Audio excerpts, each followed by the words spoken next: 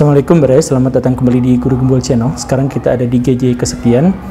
Sekarang kita akan sama-sama mencermati apa yang sesungguhnya menjadi karakter buruk masyarakat Indonesia, dilihat dari fenomena yang sekarang lagi viral, yang lagi rame-ramenya, yaitu tentang Ade Londok. Seseorang yang diviralkan oleh masyarakat Indonesia karena berkata kasar dan dianggap unik. Kemudian sekarang masyarakat juga meramai-ramai menjatuhkannya dan menganggap dia adalah bukan seorang entertain yang baik.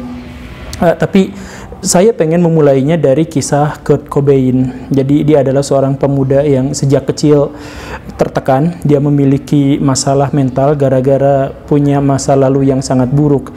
Masa kecilnya tidak terlalu baik, dan sehingga dia menganggap bahwa orang-orang yang ada di sekitarnya itu adalah orang-orang yang tidak bisa dipercaya, yang jelek, yang merampas kebahagiaan dia.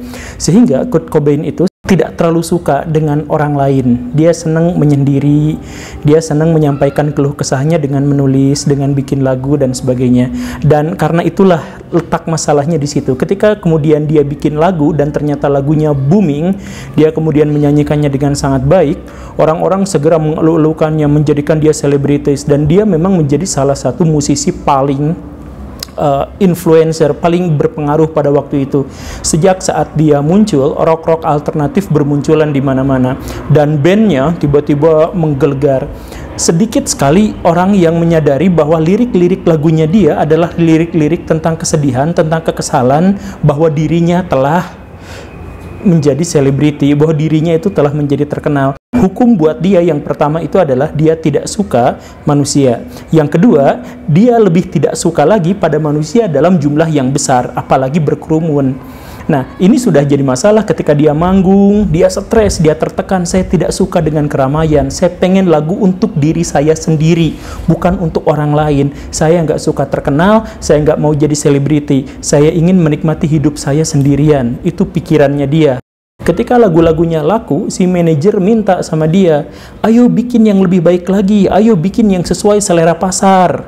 Cobain bilang, saya bikin lagu bukan untuk selera pasar, bukan untuk rame-ramean, bukan untuk seneng-senengan. Saya bikin lagu untuk mencurahkan isi hati saya. Ini adalah curhatan saya, rasa sakit hati saya tuangkan di sini. Jadi saya nggak mau terkenal, saya nggak mau bikin lagu yang bagus buat orang lain, saya bikin lagu hanya untuk saya sendiri.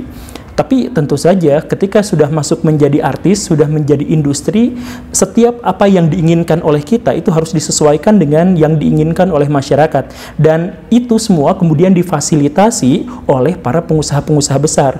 Pengusaha-pengusaha itu tahu kita punya bakat yang besar, sehingga mereka harus dapat keuntungan dari bakat itu.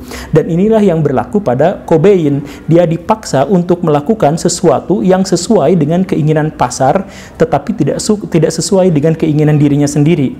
Tak lama sejak saat itu, Cobain menjadi semakin depresi. Pertama, hukumnya yang tadi. Dia tidak suka manusia. Kedua, dia tidak suka manusia dalam jumlah yang besar ada di depan dia. Dan yang ketiga, dia tidak mau menjadi budak bagi manusia dalam jumlah yang besar itu. Maka dia bunuh diri di usia yang ke-27 tahun 1994.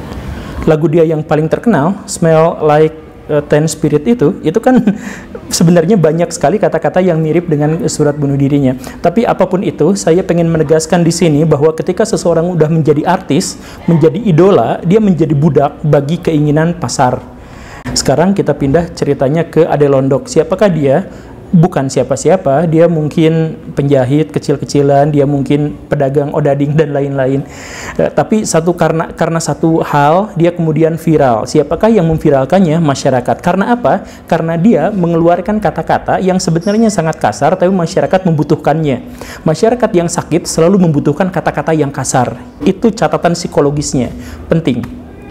Nah, karena itu maka dia diviralkan, diundang kemana-mana, podcast dia datang, kemudian bahkan dia diangkat menjadi duta oleh pemerintah daerah dan sebagainya. Kemudian sampai satu kali ada sebuah kecelakaan, dia tampil bersama pelawak-pelawak senior, kemudian karena penampilannya terlalu maksa, ya akhirnya dia melakukan kesalahan fatal, dan dari kesalahan fatal itulah kemudian diejek, dibully dan sebagainya. Sebenarnya apa yang menyebabkan dia diejek dan dia melakukan kesalahan fatal? Karena pelawak-pelawak di Indonesia itu jarang sekali mendapatkan teks, jarang sekali mendapatkan naskah. Dia tampil di depan, kemudian silahkan improvisasi seenaknya. Pada umumnya seperti itu. Pokoknya perannya seperti ini, silahkan. Nah, jadi sebenarnya 100% bukan salah Ade Londok. Masalahnya berkutat pada ada satu atau beberapa orang yang sangat kaya melihat bahwa viralnya dia itu bisa menjadi tambang duit bagi dia. Maka disimpanlah dia di tempat komedi. Komedinya orang Indonesia itu kelasnya susah. Jadi orang-orang Indonesia itu baru bisa tertawa kalau ada orang sial gitu, jatuh, ketimpuk, ketawa gitu. Jadi ya recehan gitu ya komedinya itu. Tapi apapun itu, dia kemudian ngambil peran itu, dan ketika dia melakukan kesalahan, dia digulingkan lagi, dijatuhkan lagi. Siapa yang melakukannya? Masyarakat. Jadi apakah Baraya sudah bisa menangkap apa pesan saya? Ya, bukan Ade Londoknya, tetapi masyarakat kita yang sakit.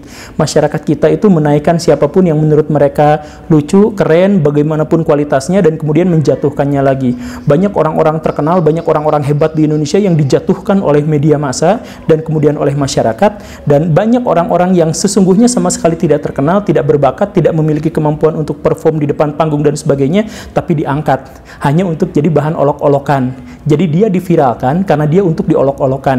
Dan itu adalah kelucuan yang sangat populer di Indonesia. Saya pengen tambahkan sedikit lagi kisahnya. Indonesia katanya adalah negara demokrasi, dan karena itulah ketika Indonesia mau memilih pemimpin, selera yang digunakan itu sama seperti selera kita dalam memilih pelawak.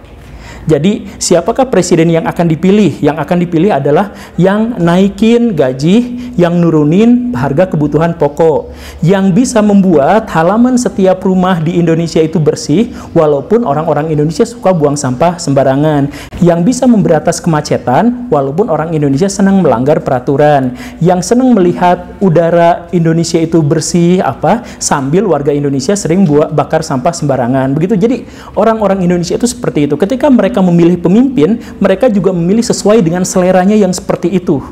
Jadi ada orang yang sebenarnya mungkin tidak memiliki kemampuan apapun, tapi dinaikkan. Nanti setelah dia mengeluarkan kebijakan ini itu, dijatuhkan, dihujat, dijelek-jelekin.